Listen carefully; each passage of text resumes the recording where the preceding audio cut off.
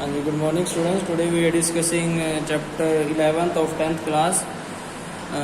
There is a refraction of light through a prism जो हम topic आज पढ़ने जा रहे हैं. We have learnt how light get refracted through a rectangular glass slab से किस तरह से जो है जाती है. ये हमने जो है लास्ट लेसन में पढ़ लिया था. लास्ट वीडियो में हमने ह्यूमन आई और उसके डिफेक्टेड के बारे में पढ़ा और उससे पहली वीडियो में जो है हमने न्यूमेरिकल्स भी जो है कर लिए हैं. नाउ जैसा कि ग्लास स्लैब में से जो भी लाइट अगर रिफ्रैक्ट हो रही है तो उसके बारे में हमने चैप्टर नंबर 10 में पढ़ा था कि किस तरह से जो है इंसिडेंट रे, रिफ्रैक्टेड रे और एमर्जेंट रे आपस में जो है एक तरह से रिलेशन दिखा रही थी, जिससे रिफ्रैक्टिव इंडेक्स का भी हमने जो है पढ़ लिया था. नाउ हम प्रिज्म के बारे में पढ़ेंगे. और प्रिज्म में क्या है कि for parallel refractive surface in a glass slab में हमने the emergent ray is parallel to the incident ray की दिखाई थी. However slightly displace laterally how would light get reflect किस तरह से होती है ट्रांसपेरेंट प्रिज्म से, इसके बारे में हम पढ़ने जा रहे हैं. The angle between its two lateral surfaces is called the angle of the prism, जिसे बोलते हैं. उसके बाद यहाँ पर एक सामने प्रिज्म है जिसमें मैंने बताया कि ये इंसिडेंट रे है. ये पी के उसे जो है ई पर आकर जो स्ट्राइक कर रही है ए बी सरफेस पर, वो इंसिडेंट रे है. दिस इज रिफ्रैक्टेड रे, दिस इज द एमर्जेंट रे. यहाँ पर जो भी इंसिडेंट रे आ रही है वो यहाँ पर आकर रिफ्रैक्ट होगी. रिफ्रैक्ट होकर जो है जैसा कि एंगल ऑफ जो है एक तरह से लॉ ऑफ रिफ्रैक्शन में sine i by sine r is equal to constant Snell's law के अंडर जो है यहाँ पर this is angle i, this is angle r बन रहा है. सिमिलरली यहाँ पर रिफ्रैक्शन हो रही है, this is angle E because of the angle of emergent को शो करने के लिए ई नाम दे दिए इसको. तो इस तरह से हमारे पास जो है जो यहाँ पर बैक में एंगल बन रहा है, this is angle of deviation जिसे बोला है डी से इसको डिनोट किया है. यहाँ पर ये किस तरह से आपको समझा रहा है, कह रहा है हियर पी से लेके ई इज द इंसिडेंट रे है एंड ई से एफ इज द ई से लेके एफ जो है वो रिफ्रैक्टेड रे है और एफ से लेके एस जो है वो जो है हमारे पास एमर्जेंट रे है. You may note that a ray of light is enter from the air से ग्लास सरफेस पर जब आती है at the first A B surface पर, देन यहाँ पर the light ray on refracted has bent toward the normal की तरफ जाएगी. एट द सेकेंड सरफेस पर ए सी पर जो मैं दोबारा से यहाँ पढ़ रहा हूँ, the you may note that the enter जब होगी तो ए बी से द लाइट रे जो है वो नॉर्मल की तरफ चली जाएगी. और उसके बाद at the second surface A C पर आकर जब टकराई है at the light are enter from the glass to air, glass to air में जब आएगी बाहर तो तब क्या होगा, hence it has bend away from the normal. ठीक है, ये अवे जा रही है नॉर्मल से. तो यहाँ पर कंपेयर जब हमने किया था एंगल ऑफ इंसिडेंट और angle of refraction of each reflective surface पर प्रिज्म के, is this similar to the kind of bending that okay in the glass slab. क्या ये जो है ग्लास स्लैब में जैसे कि बेंडिंग हो रही थी क्या ये सेम है? तो यहाँ पर इस बात करते हुए हम लोग देखते हैं the peculiar shape of the prism make the emergent ray bend at the angle of the direction of the incident. ऐसा नहीं है कि ये सेम है. अगर सेम होते तो ये जो लाइट जा रही है और ये जो लाइट जा रही है पैरेलली दिखाई देती, बट यहाँ पर अवे फ्रॉम द नॉर्मल आ रही है, देयरफॉर ये उससे थोड़ा अलग है. The angle is called the angle of deviation. जो ये जहाँ पी ई जो एंगल बनाएंगे और जो एफ एस एंगल बनाएंगे यहाँ पर आकर अगर टकराएंगे, this is called the angle of deviation. ठीक है, ये थोड़ा सा अलग है हमारी ग्लास स्लैब से, ये भी आपने पढ़ लेना है. उसके बाद हम लोग प्रिज्म के बारे में बात करेंगे कि किस तरह से रेनबो जो बनता है और जो वाटर ड्रॉपलेट है वो किस तरह से प्रिज्म के रूप में काम करते हैं. यहाँ पर वाइट लाइट की स्प्लिटिंग हम शो कर रहे हैं कि जो वाइट लाइट है वो 7 रंगों में कैसे बदल जाती है. The dispersion of white light in a glass prism में हम पढ़ रहे हैं.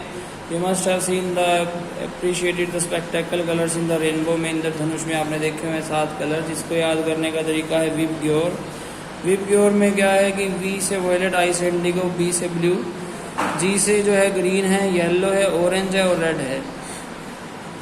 ये इस तरह से लगाए गए हैं कि इसमें जो है हमारी वेवलेंथ बढ़ती हुई नज़र आ रही है. वेवलेंथ स्पीड यानी कि यहाँ से जो वॉयलेट की जो वेवलेंथ है वो स्मॉलेस्ट वेवलेंथ है और रेड की जो वेवलेंथ है वो हाईएस्ट वेवलेंथ है यहाँ पर.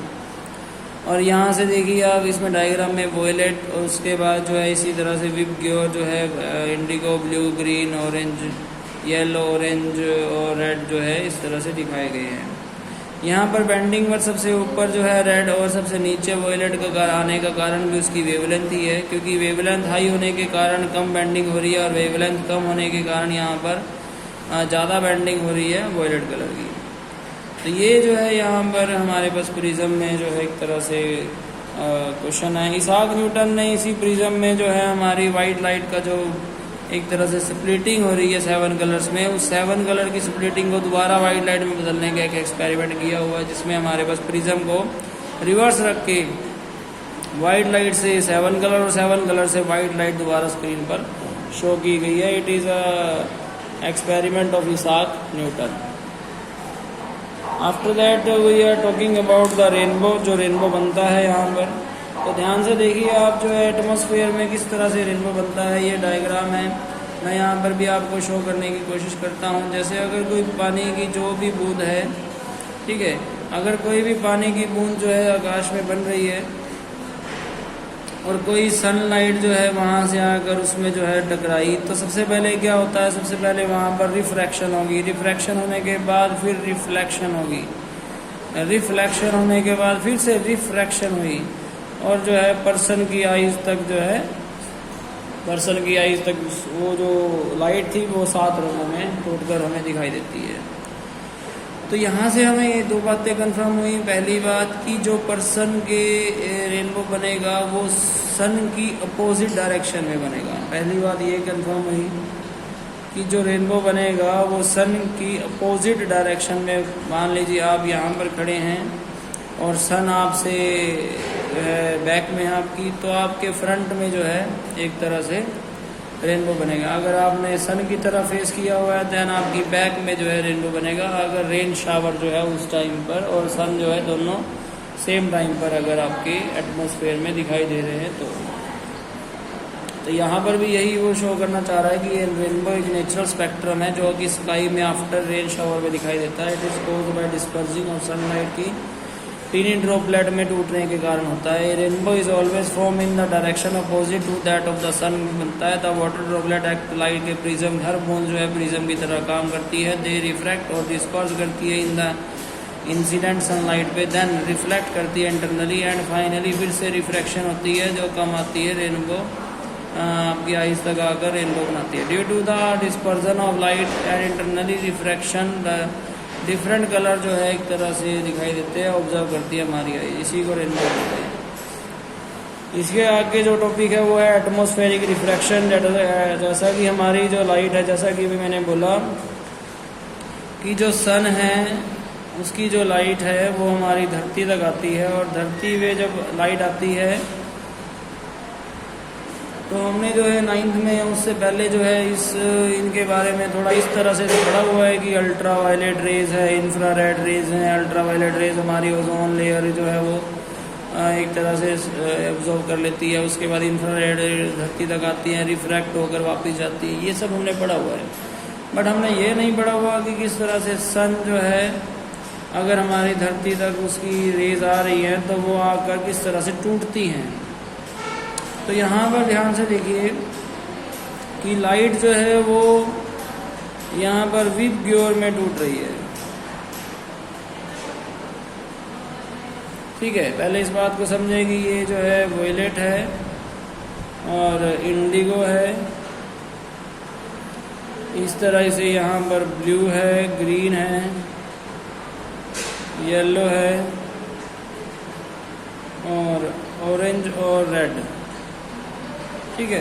तो ये जो कलर्स है हमारे पास, इसमें जो हमारे स्टार्टिंग के कलर्स हैं ये लगभग ब्लूइश शेड के हैं और जो ये कलर है ये लगभग रेडिश शेड के हैं और ये जो है लो वेवलेंथ के कलर हैं और ये जो है हाई वेवलेंथ के कलर हैं, ठीक है। तो जो लो वेवलेंथ के कलर होंगे वो जल्दी टूट जाएंगे और फैल जाएंगे, ये जो है फैल जाएंगे और ये नहीं फैलेंगे, ये दूर तक जाएंगे और नहीं फैलेंगे। इसीलिए जो रेड लाइट जो है वो एक तरह से एमरजेंसी लाइट के तौर पर भी यूज़ की जाती है। एमरजेंसी लाइट का मतलब है कि एक तरह जैसे रोड्स पर जो है स्टॉप करने के लिए रेड लाइट होती है, और भी कई जगह पर एमरजेंसी लाइट होती है, वो रेड लाइट यूज़ की जाती है क्योंकि ये दूर तक जाती है, इसकी हायर वेवलेंथ है। सिमिलरली अभी जो हम टॉपिक पढ़ रहे हैं उसमें बात आएगी कि किस तरह से जो है हमारा स्काई ब्लू दिखाई देता है। हमारा स्काई जो है वो ब्लू दिखाई देता है अगर एक लेवल तक, मान लीजिए ये धरती है, यहाँ पर आप खड़े हैं, यहाँ पर आपको स्काई ब्लू दिखाई देगा। इसी तरह आप जो है अगर प्लेन में बैठ जाएं, अगर आप प्लेन में बैठ जाए और प्लेन में बैठ कर अगर आप ऊपर चले जाए, उस सरफेस से, उस एरिया से अगर आप ऊपर चले जाए, हाई एल्टीट्यूड पर चले जाए, तो दिन में ही आपको स्काई जो है वो ब्लैक दिखाई देना स्टार्ट हो जाएगा।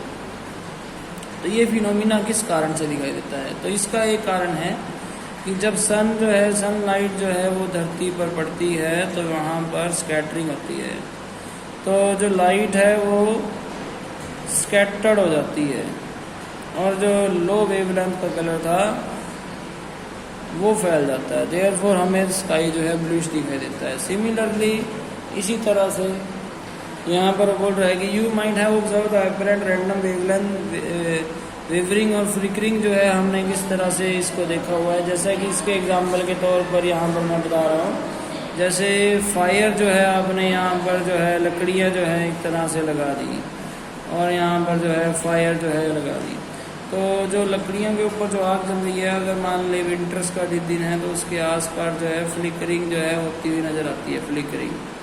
तो वो किस कारण से होती है? तो यहाँ पर वही बात यहाँ बता रहा है कि अगर दो एटमॉस्फेयर के बीच में जो है अगर टेम्परेचर में डिफरेंस अगर ज़्यादा होगा तो फ्लिकरिंग होना ऑब्वियस है। The air just above the fire become hotter than the air further, तो हॉट एयर इज लाइटर होती है विच इज लेस डेंसर है देन द कूलर एयर से। As a refractive index slightly जो है कम हो जाएगा देन द कूलर एयर से।